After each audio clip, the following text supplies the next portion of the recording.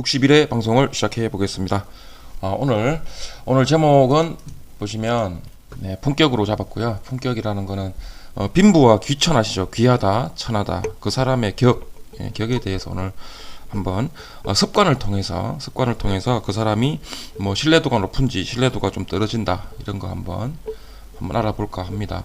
그래서 빈부, 좀 가난한 자와 부유한 자, 귀천, 귀하고 천한 자. 그래서 없는 사람이 반드시 천한 것도 아니고 부자가 반드시 귀한 것도 아니다. 그래서 결국은 없는 분이 귀한 격을 가졌다. 그러면 그분의 인생 또한 뭐 격이 높으시니까 좋다 안 좋다 그거를 뭐 평가하는 것보다는 없는 분이 굉장히 격이 높은 귀한 행동을 하시고 귀한 상을 가지셨다면 분명히 그분들의 자녀는 굉장한 부자가 될 것이다 라고 합니다.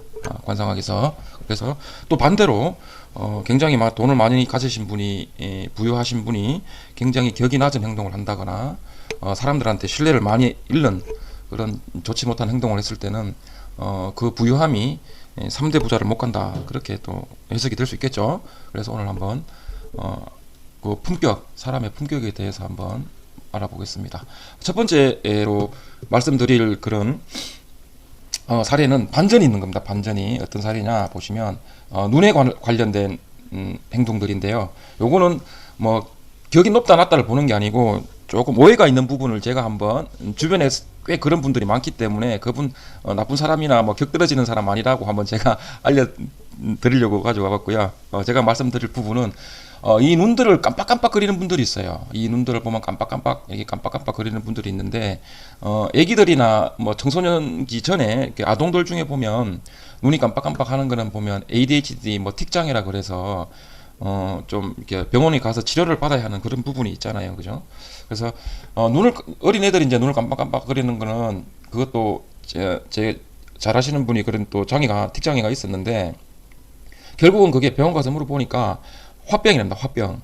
자기가 뭐 잘 어릴 때 이렇게 뭐가 기분이 나쁜데 잘 표현도 안 되고 그 스트레스를 이렇게 풀려고 하다 보니까 그런 행동이 나왔고 치료 방법도 한의원에서는 가니까 간 쪽을 치료를 하고 간을 보여주고 이렇게 훈련을 통해서 하니까 그게 금방 기여가 되더라고요. 그래서 그런 부분 또 어린 애들이 이렇게 눈을 깜빡깜빡 하는 것은 빨리 병원을 데리고 가봐야 되고 뭐 병원에 기록이 안 남았으면 좋겠다 그러시는 분들은 또 이렇게 한방병원 가시는 것도 좋은 방법이 될 수 있을 것 같고요.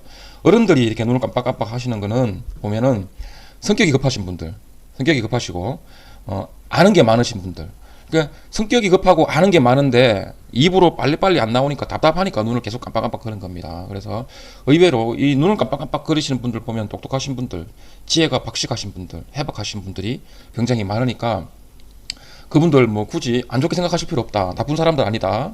제가 정전무가 말씀을 드렸고, 두 번째는 조금 이제부터는 조금 조심해야 될 행동들 제가 한번 설명을 드려보겠습니다. 이쑤시개죠. 이쑤시개. 식사를 할 시간에 식당에 갔어. 밥을 먹고 뭐 고기를 먹고 이렇게 해서 음식물이 이빨에 끼었습니다.